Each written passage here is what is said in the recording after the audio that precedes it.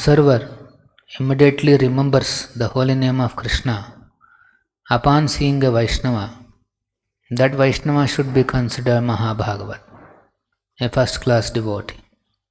Such a Vaishnava is always aware of his Krishna conscious duty and is enlightened in self-realization.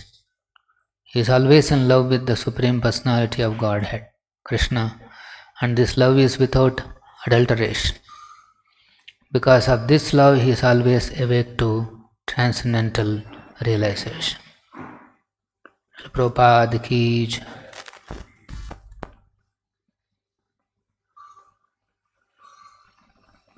Om Namo Bhagavate Vasudevaya.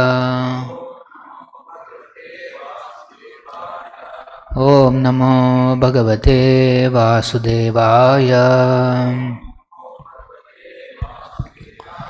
Om Namo Bhagavate Vasudevaya.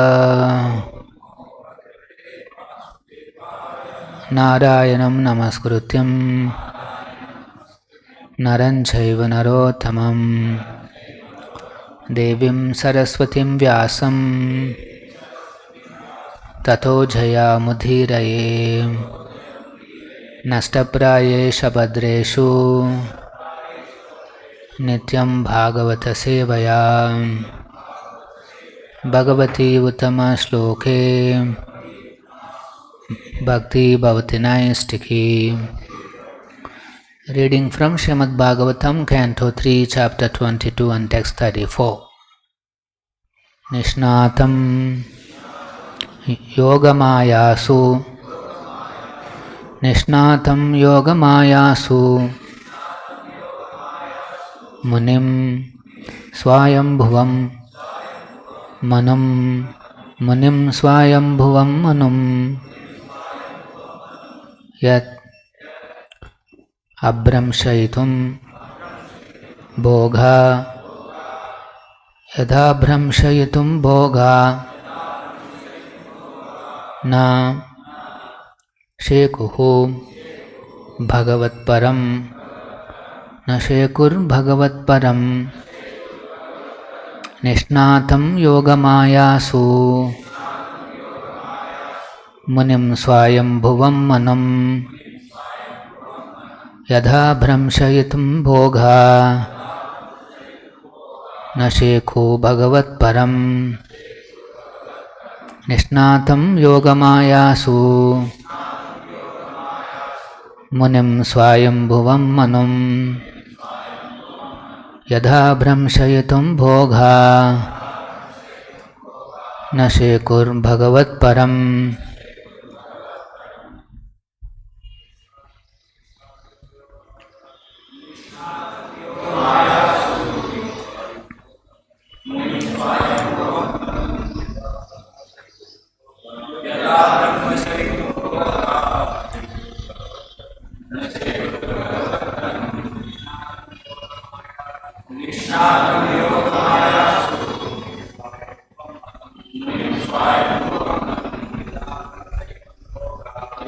Brahman Bhogha Bhagavat Param Nishnatam Yogamayasu Swāyambhuva Manu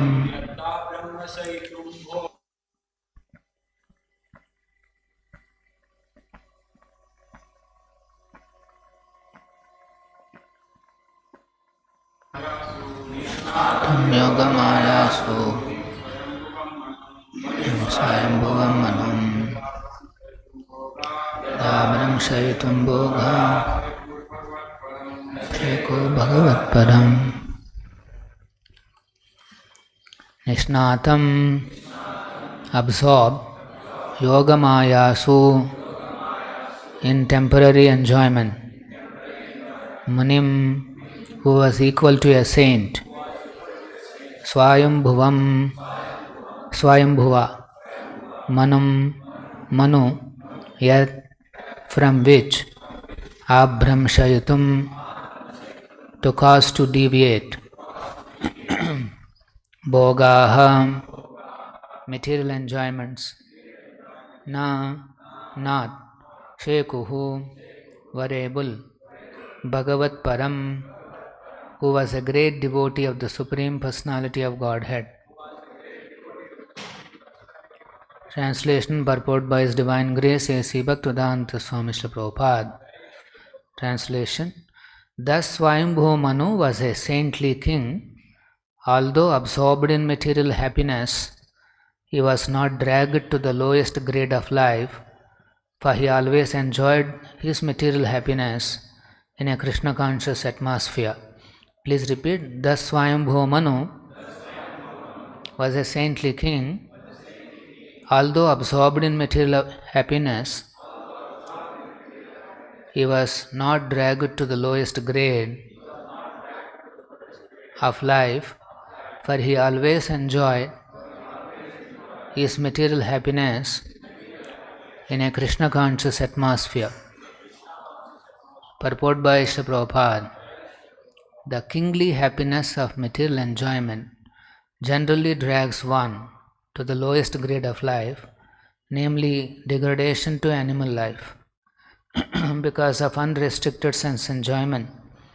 But Svāyambhuva Manu was considered as good as a saintly sage, because the atmosphere created in his kingdom and home was completely Krishna conscious. The case is similar with the conditioned souls in general. They have come into this material life for sense gratification. But if they are able to create a Krishna conscious atmosphere as depicted here, or as prescribed in revealed scriptures, by temple worship and household deity worship, then in spite of their material enjoyment, they can make advancement in pure Krishna consciousness without a doubt. At the present moment, modern civilization is too much attached to the material way of life or sense gratification. Therefore, the Krishna consciousness movement can give the people in general the best opportunity to utilize their human life in the midst of material enjoyment. Krishna consciousness does not stop them in their propensity for material enjoyment, but simply regulates their habits in the life of sense enjoyment. In spite of their enjoying the material advantages, they can be liberated in this very life by practicing Krishna consciousness by the simple method of chanting the holy names of the Lord, Hare Krishna, Krishna Krishna, Hare Hare, Hare Rama, Rama Rama, Hare Hare.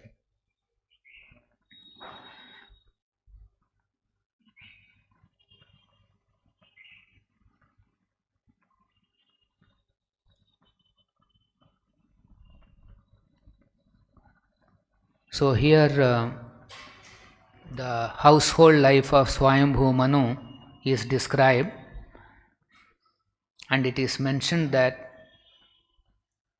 Munim Svāyambhuvam Manum is a saintly king, and then Nishnatam Yogamayasu is absorbed in material happiness. But Yadha Brahmshayitum Bhoga, but that happiness could not deviate him, Na Sheku, it could not deviate him from his Bhagavat Param, from his great devotion to the Supreme Personality of Godhead. So, in the modern world, they have forgotten all kinds of happiness. They don't know what is material happiness. They don't know what is spiritual happiness. They have forgotten all kinds of happiness, and they are simply chasing unhappiness. That may look a little surprising, but actually people do not try to understand what is the right way of enjoying life. They invent their own methods, their own ways of enjoying, and ultimately get implicated in the reactions of what they do, and then those reactions are always miserable. So if the final goal, if the final result is misery, that means they are chasing only miseries. By all their jugglery, to enjoy life, they're ultimately ending up in misery. So that means they're simply chasing miseries. This is what is most of the people they do. If one wants to be, they want to enjoy material happiness. Material happiness means the happiness that is derived through the sense gratification. The body has various senses, and each sense has a demand of its own, a unique demand. And so, fulfilling these demands is considered happiness. So, if the tongue is demanding a very palatable sweet or a dish, and then if you are successfully able to give that sweet or whatever the dish, then that is considered the happiness. And there is a pleasurable sensations in the mind. The happiness is, basically, this material happiness is basically a mind created. It's just a mental phenomena. So, the sense when it eats, there is a sensations and signals goes to the mind, and the mind interprets, oh, this is looking nice. So that is called happiness. And if the mind says, no, this is not good, is unhappiness. Over. That's why all material happiness is mental speculation. So, spiritual happiness means sukham atyantikam atindriya grahyam. It is not enjoyed through the senses.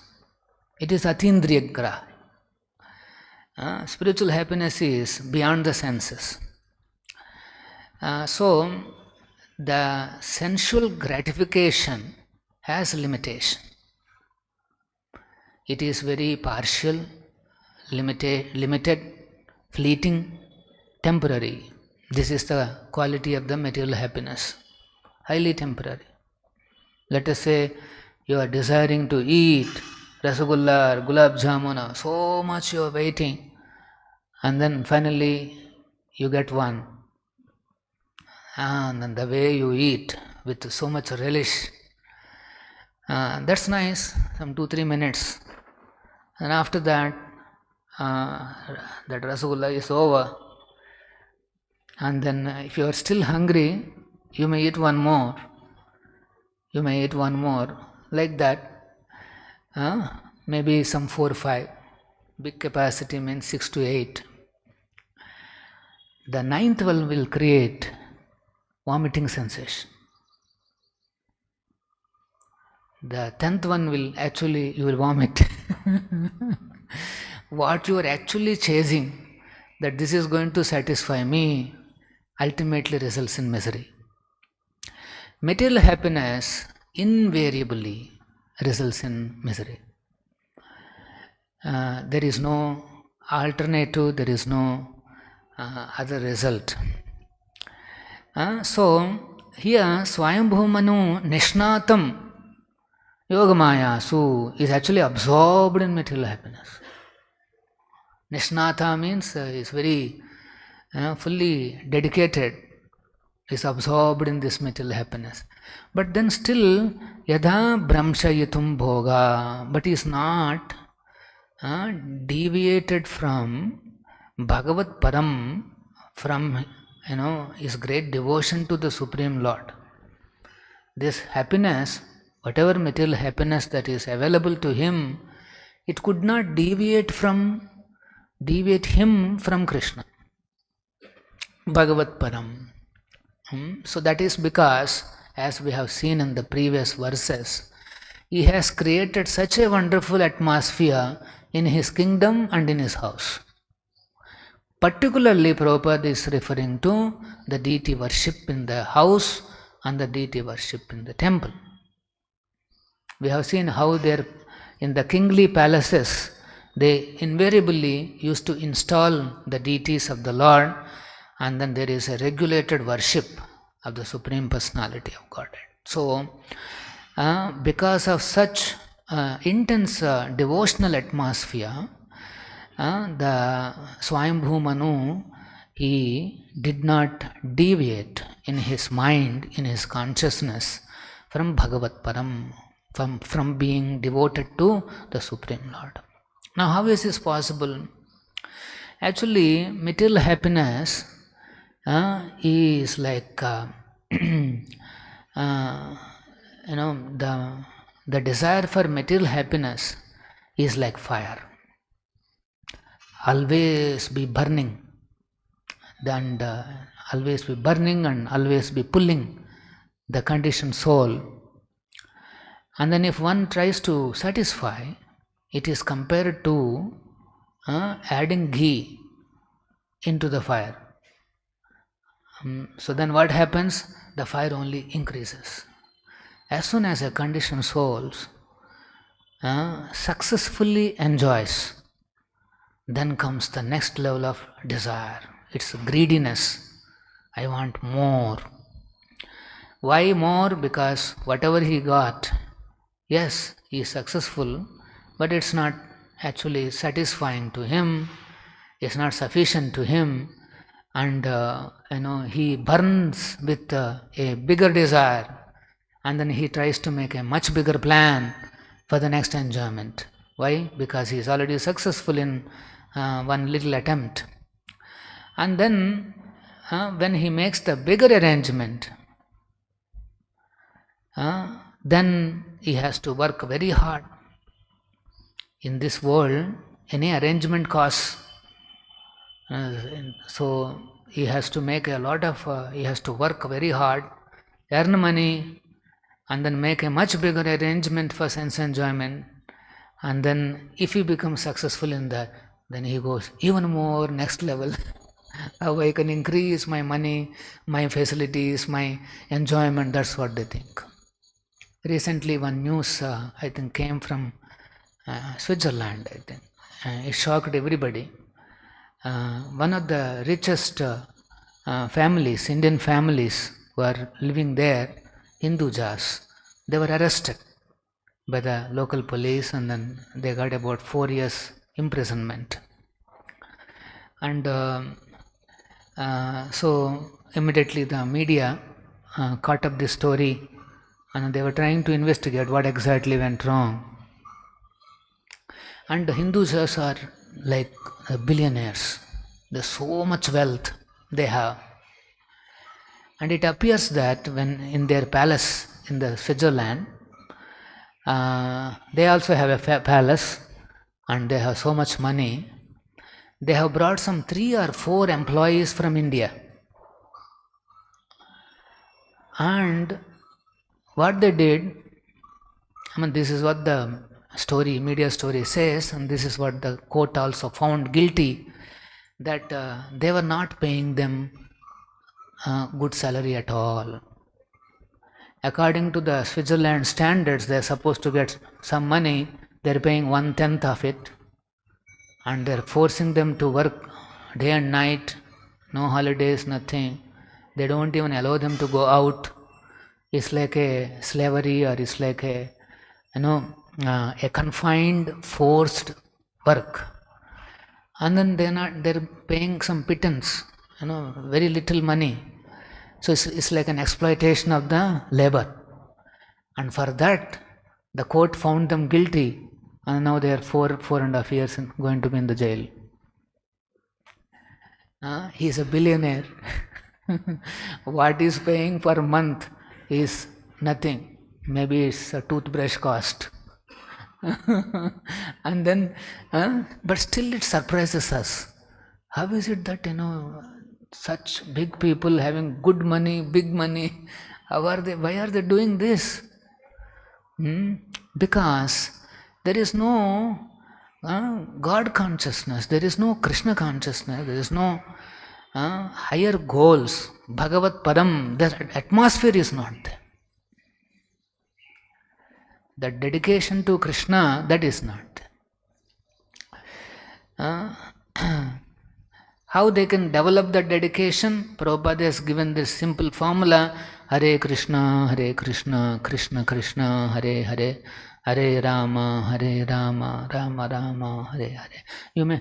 Then you will ask the question, so you mean to say, Prabhu, if you just utter this mantra, then you would have escaped this punishment? Whatever this man has done, you will escape this punishment? Shastra says, yes. Now how is that possible? Just by chanting this mantra, you will escape this.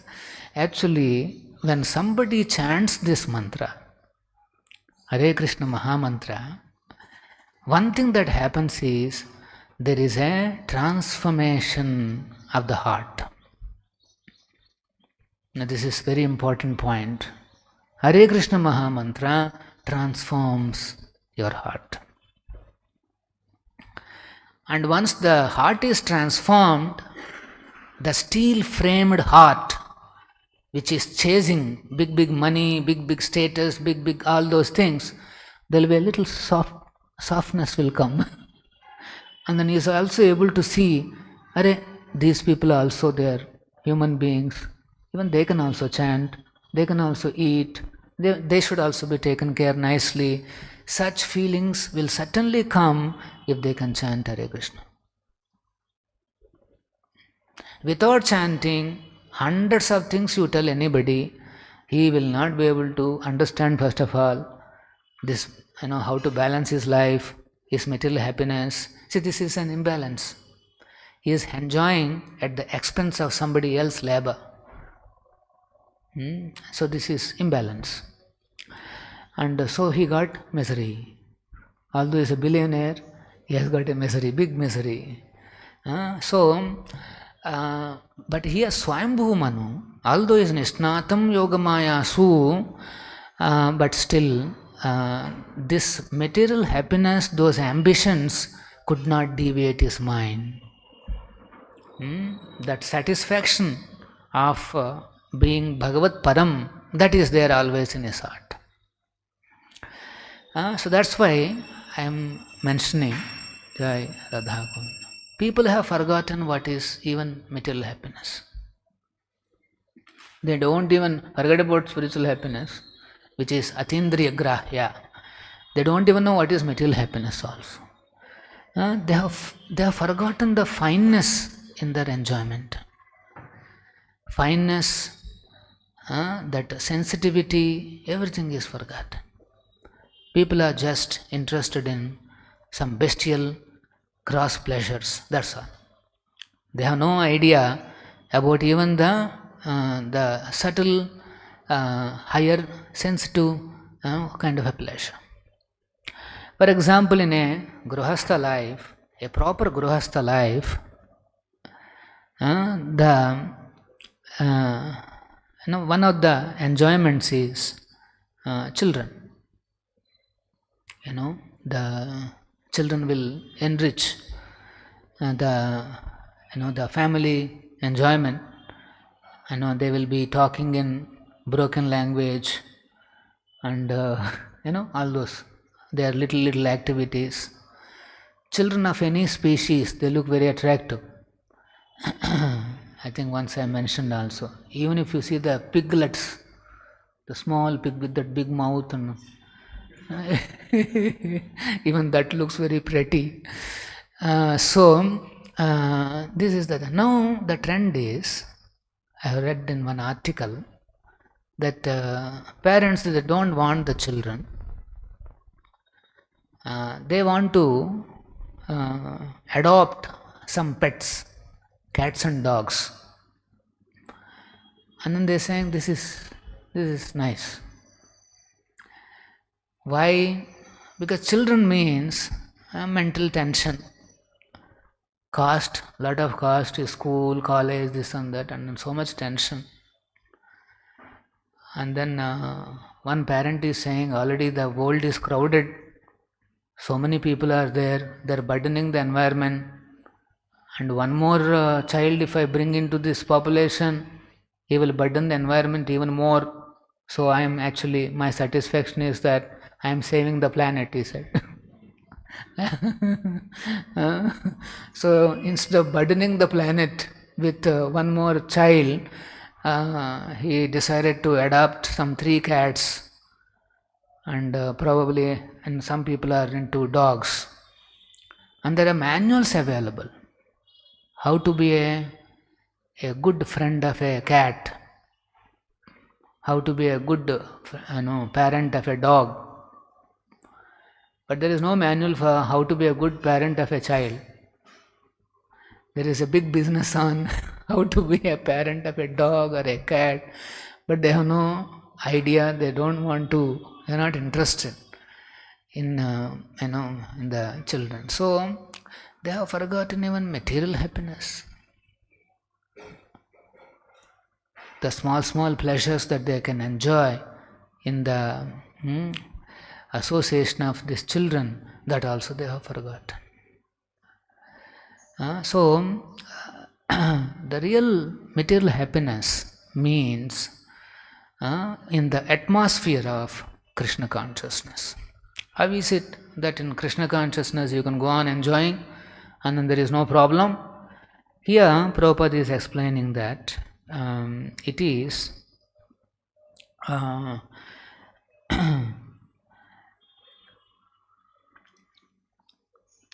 yeah.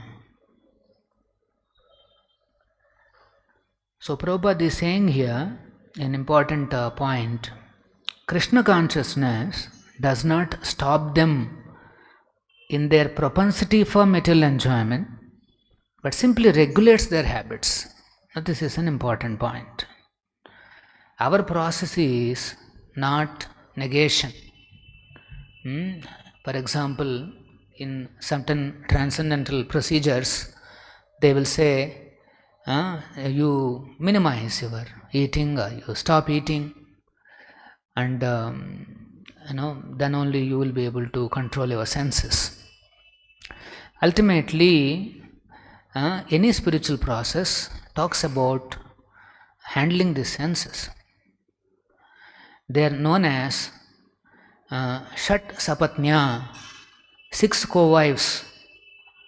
Like somebody has 6 wives. It is like that. One mind and 5 knowledge acquiring senses. There are 6 wives for every conditioned soul, and each one is pulling the soul in one direction, and then it becomes a big harassment. So similarly, every one of us were dragged by the senses. The biggest obstacle for our journey is this sensual draggings for satisfaction.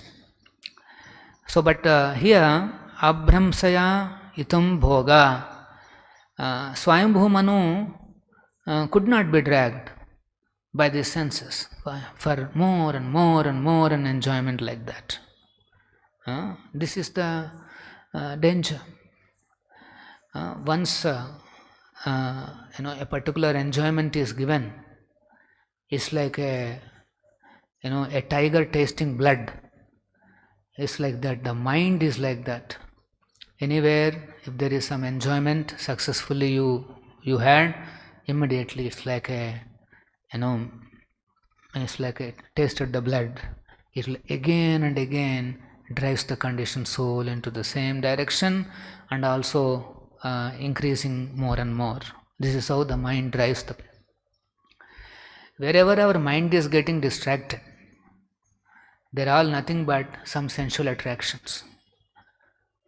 So during japa, mind will go here, there, here, there. If a little bit observe, it is actually going towards where you had pleasure previously. It is going there. These attachments in the mind, they are not easy to change. These attachments, they are known as habits. So Prabhupada is talking about regulated habits of life. The life should be so molded, and the training should have been so nice from the childhood, that the habits of enjoyment and habits of life should be regulated from the childhood. Then it becomes easy for one to be regulated in the future life. as a child, if they are allowed to, divert their attention to these kind of enjoyments, actually it is an injustice to that child.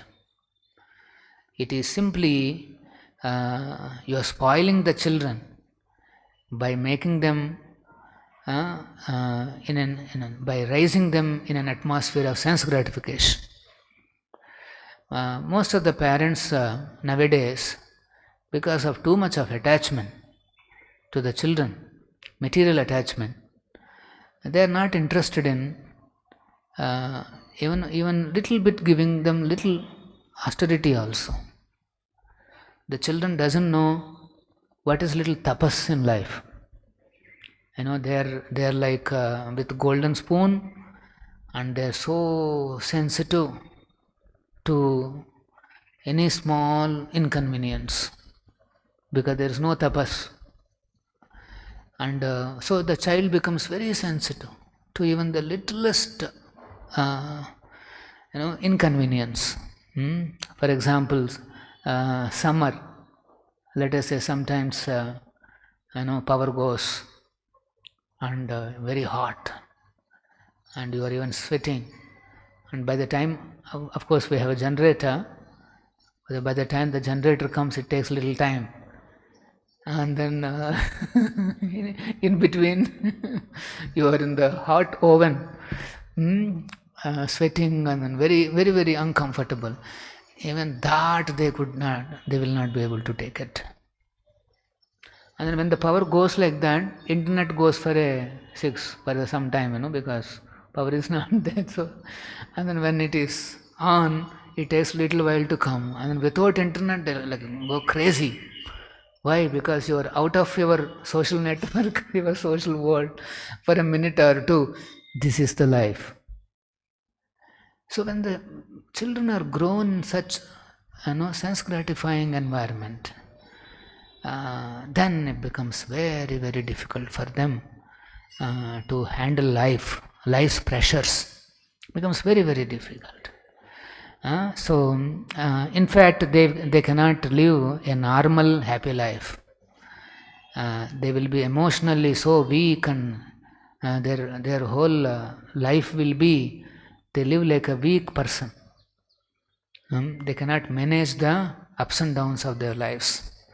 So from the childhood, the children should be taught how to practice devotional service to Kṛṣṇa. That should be the culture, and that includes automatically some austerities. Most of the children who come to our temple for a weekend program, they all know how to play mridanga, kartal, and then they also participate in this chanting and dancing. And most importantly, on festivals, they fast. They also fast till afternoon, till night. See what they are learning. Some hard work also they are doing, but it is very pleasurable, joyful. Kṛṣṇa consciousness, it is not about stopping, but regulating. It is putting in the right direction. There is happiness. Devotees are also, they enjoy eating, but we eat only Kṛṣṇa Prasadam. This is the regulation. We eat all kinds of varieties. In fact, outsiders will get surprised the kind of varieties that we offer to Kṛṣṇa, and then later on devotees take it as prasadam, and they will be surprised. Like yesterday I met one lady from a very popular cinema family, cinema star family, and so she was explaining, she is asking about our activities also, and then I was mentioning about our Akshaya Patra, and then I told we have many varieties of items, menu items. Every day we give one new item to the child, and sometimes only we have some 30-40 varieties, and the child will see the same variety only after a month. Otherwise every day it's a new variety. No. She is surprised. How so many varieties are possible in dals? How so many varieties are possible in just 2-3 items that you are supplying? She is surprised. They cannot imagine that we have such wonderful variety. They cannot imagine. People, they have forgotten this variety. What is offered to Krishna alone we can take, but that variety can be unlimited, that they don't know. For them, variety means kill some animal and put something and then eat and change the animals every day. This is their material enjoyment. Actually, completely get implicated. Brahmshayutam, they become degraded, that they become animals in the next life.